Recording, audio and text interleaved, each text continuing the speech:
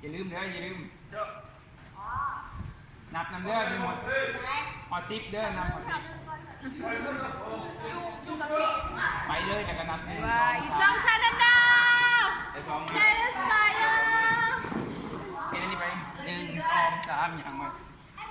หอดซิปแถวที่สองเริ่มไป1 2 3 4โอ้ยทีเร็วโอ้ยทีเป็นแถวก็เลย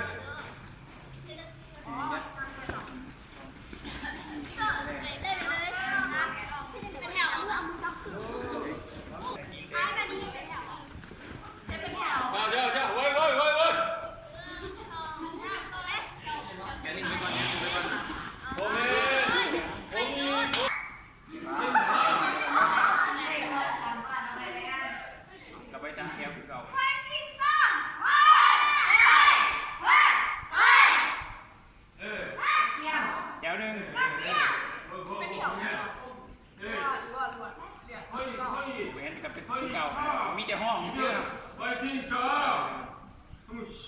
ไว้ทิ้งซะโบไว้ทิ้งซะไว้ทิ้งซะ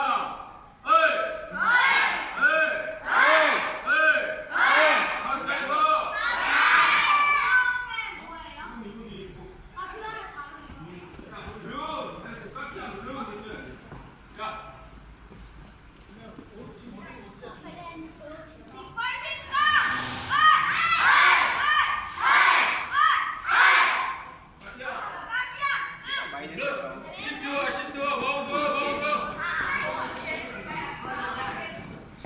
แถวสองกระเทียมกระเทียมซื่อๆกัน